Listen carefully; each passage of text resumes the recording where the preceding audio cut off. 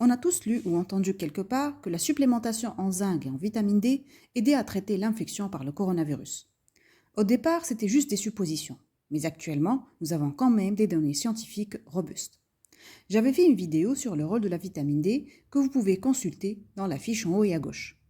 Bien que les études ont clairement montré que la vitamine D a surtout un rôle dans la prévention, mais n'ajoute rien quand l'infection est déjà là, je reste toujours parmi les défenseurs de la supplémentation en vitamine D parce que ses vertus sur la santé dépassent de loin les limites du coronavirus. Par contre, je n'ai pas le même avis par rapport au zinc, et je vais vous dire pourquoi.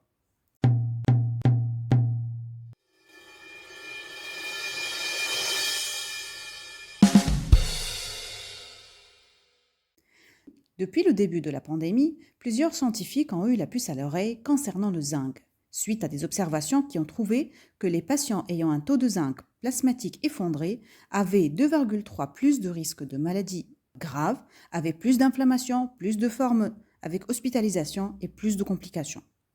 Alors, quel rôle pourrait avoir le zinc dans l'infection au coronavirus? Le zinc est un oligo-élément présent à des quantités faibles dans le corps humain, mais ayant un rôle très important.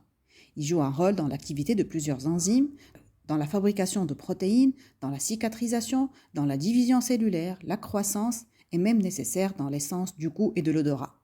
Sur le plan immunitaire, le zinc active les lymphocytes T qui sont impliqués dans l'immunité contre le coronavirus.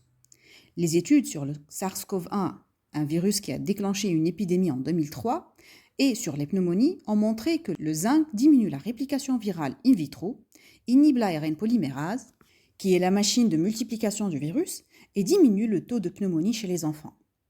Le taux normal est entre 600 et 1440 microgrammes par litre, et on parle de carence en zinc lorsque la zincémie est au-dessous de 400.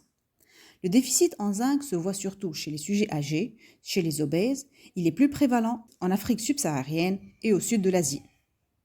D'ailleurs, dans les études qui ont montré que la carence en zinc était grave en cas de SARS-CoV-2, la majorité des patients étaient âgés, avec une bonne prévalence de patients obèses. Donc par défaut, ces patients-là ont déjà une carence en zinc. Donc est-ce que c'est l'âge qui est derrière les formes graves ou c'est la carence en zinc qui est derrière les formes graves? Est-ce que la supplémentation en zinc a un effet préventif contre le coronavirus et permet d'aider à guérir l'infection?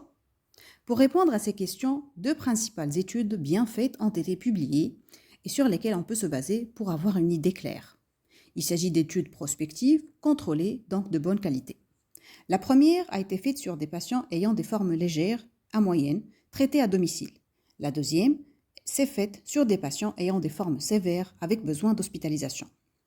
La première étude publiée dans le JAMA Network à propos de 214 patients qui ont été randomisés entre 4 groupes. Le premier recevant le zinc à 50 mg par jour le soir, le deuxième la vitamine C à 8000 mg, le troisième recevant la vitamine C et le zinc, le quatrième ne recevant pas de supplémentation.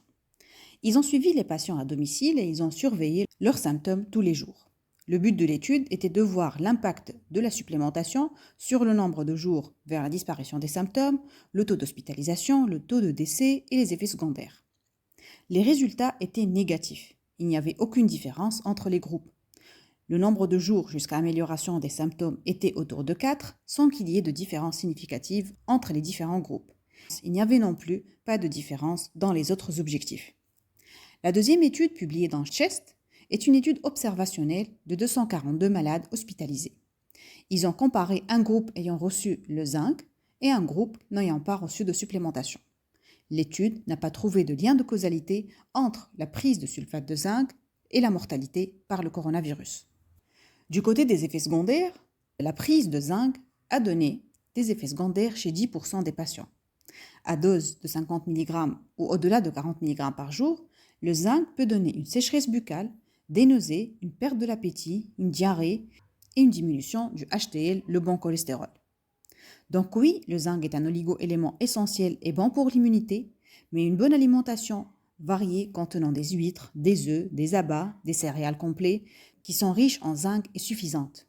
Étant donné que la majorité des personnes en bonne santé n'ont pas une carence en zinc, il n'est pas recommandé de prendre le zinc comme supplémentation pour prévenir le coronavirus ni pour le traiter.